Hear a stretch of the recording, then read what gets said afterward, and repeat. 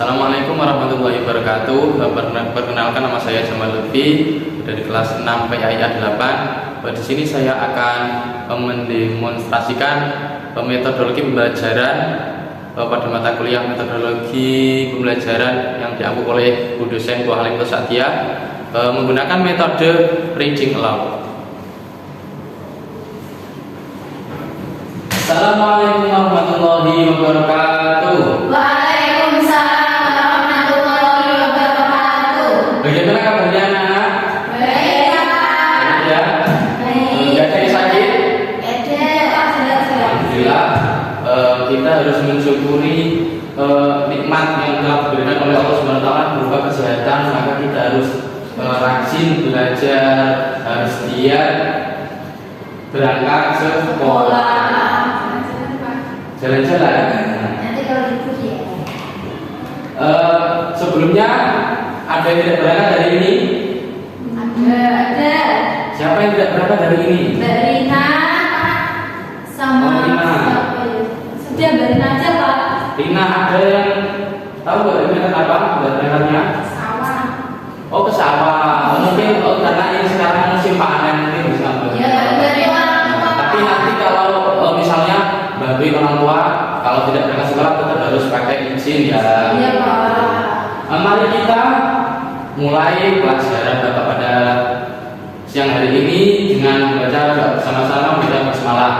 Bismillahirrahmanirrahim.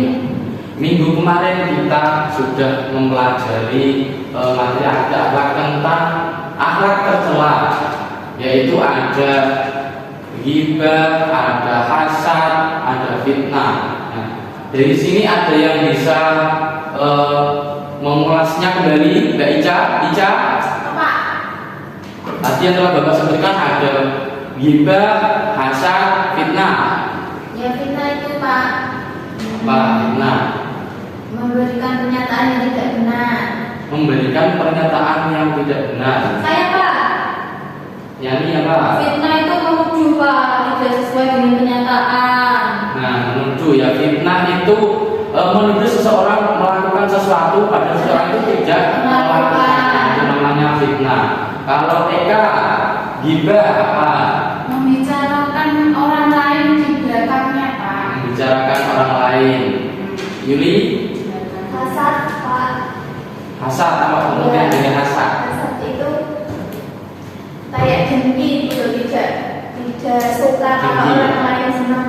Ya, jadi itu tidak merasa atau tidak suka ketika orang lain mendapatkan nikmat yang diberi oleh Allah dari Allah Subhanahu wa taala. Untuk hari ini kita akan belajar tentang adab bersosial media. Di sini ada yang tidak punya HP? Punya semua. Bapak yakin di sini sudah punya HP atau gadget semua ya? Iya. Nah, kita akan mempelajari tentang adab bersosial media. Kenapa kita harus mempelajari adab bersosial media? Agar kita itu menggunakan media sosial itu dengan bijak, dan agar media sosial itu bisa bermanfaat bagi kalian sebagai pelajar, sebagai pengguna, sebagai pelajar. Iya, Pak. Di sini ada yang tahu arti dari media sosial. Media sosial itu terdiri dari dua kata, media dan sosial. Media berarti alat atau apa? Perantara, terus sarana. Dalam hal ini media sosial berarti sarana untuk berkomunikasi. Kemudian sosial, ada yang tahu makna sosial? Orang banyak, masyarakat. Terus ada lagi sosial. Sosial itu berarti segala sesuatu yang berhubungan dengan orang lain atau dengan masyarakat. Nah, itu namanya sosial. Jadi media sosial adalah sarana atau media berupa online yang digunakan untuk kita bisa berinteraksi antara satu orang dengan orang lain menggunakan media virtual atau media yang maya. Kita tidak secara langsung bertatap muka, itu namanya media virtual atau media maya. Nah, ketika kita menggunakan media sosial, tentunya ada dampak-dampak yang ditimbulkan dari penggunaan itu. Ada dua dampak, yaitu dampak positif dan dampak negatif. Tentunya kalian sendiri sudah merasakan dampak positifnya.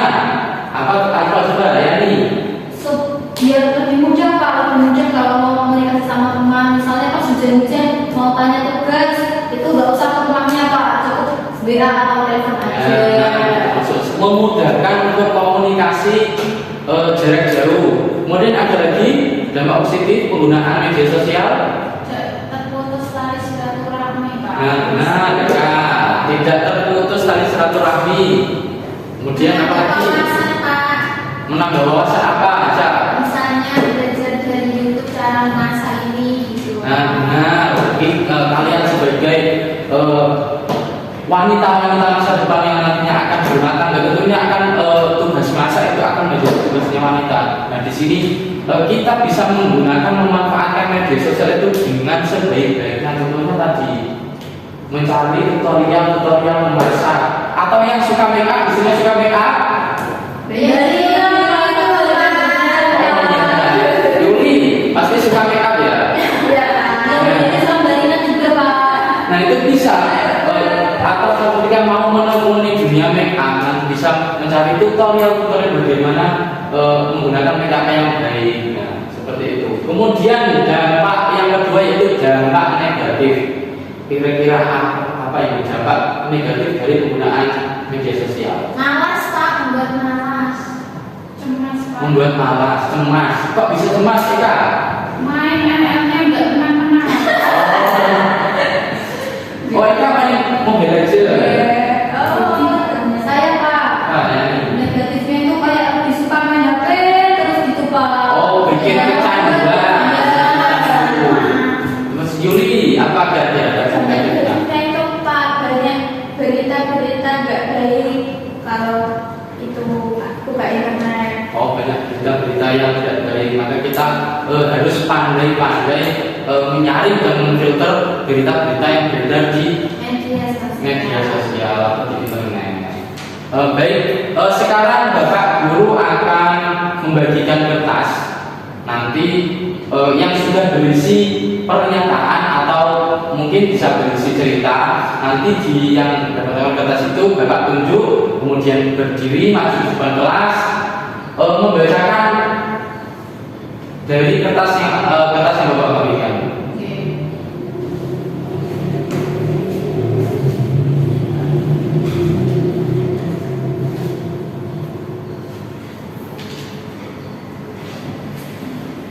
Nah, dari kertas yang Bapak bagikan, silakan dibaca. Bapak beri waktu 3 menit ya untuk dibaca dan pelajari, nanti disampaikan di depan, dibaca.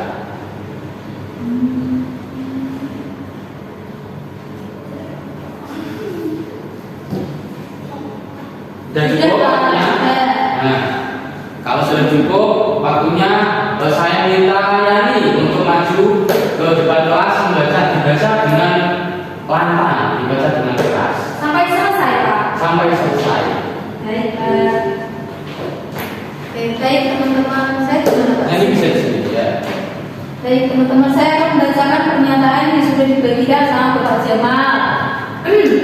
Pandemi COVID-19 tahun 2020 mewabah di seantero bumi, yang salah satunya dampaknya yakni bagi dunia pendidikan adalah peserta didik tidak bisa belajar secara langsung tatap muka di sekolah, melainkan pembelajaran dilaksanakan secara daring dengan menggunakan fasilitas handphone Android.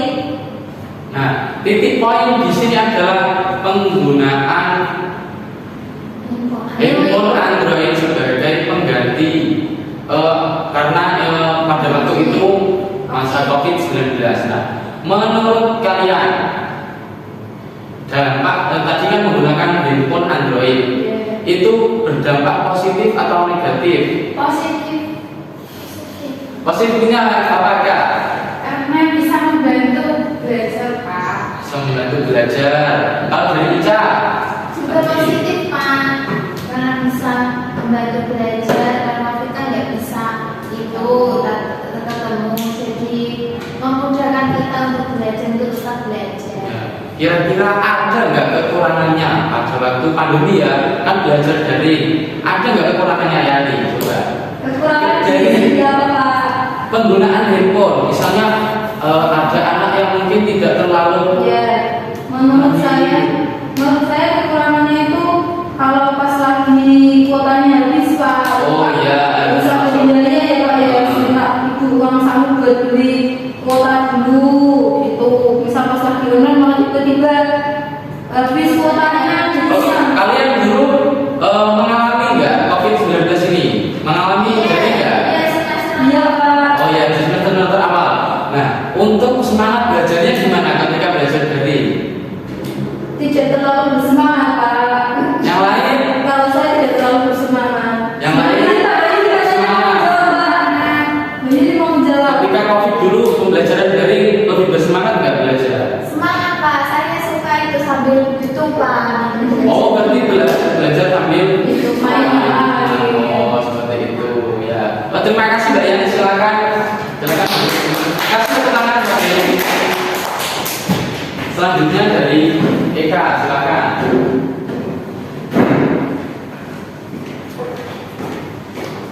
Assalamualaikum warahmatullahi wabarakatuh. Waalaikumsalam warahmatullahi wabarakatuh. Di sini saya akan membacakan pernyataan dari Pak Jamal ya. Teman-teman bisa disimak ya. Ya. Suatu hari Adi membaca berita yang dibagikan di grup WA-nya bahwa telah terjadi pemerasan terhadap seorang pelajar bernama Yanto oleh pelajar lain dari sekolah yang berbeda, dan ternyata Yanto adalah teman satu sekolahannya dengan Adi. Dalam berita tersebut dikatakan bahwa Yanto melawan hingga dianiaya dan akhirnya dibawa ke rumah sakit dan kondisinya kritis, teman-teman. Kasihan ya. Iya, ya. Kemudian karena pemberitaannya yang begitu masif,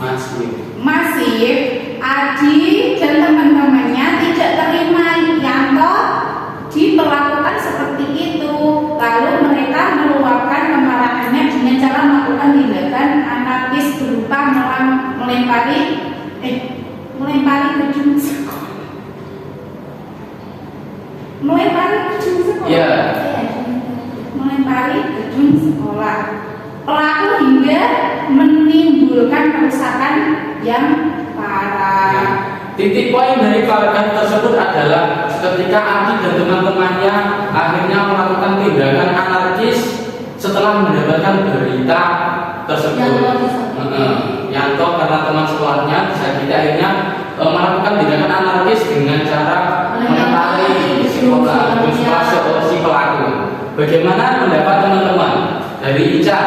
Harusnya nggak Kenapa? Ketika mendapatkan kabar itu, harusnya nggak langsung itu, Pak, mencerna mentah-mentah, nggak harus langsung percaya gitu loh, Pak. Hari berita lain emang benar beritanya gitu, Pak. Kan kasihan kalau langsung bertindak itu kan nggak cuma muridnya yang kita pihak sekolah juga gedungnya rusak.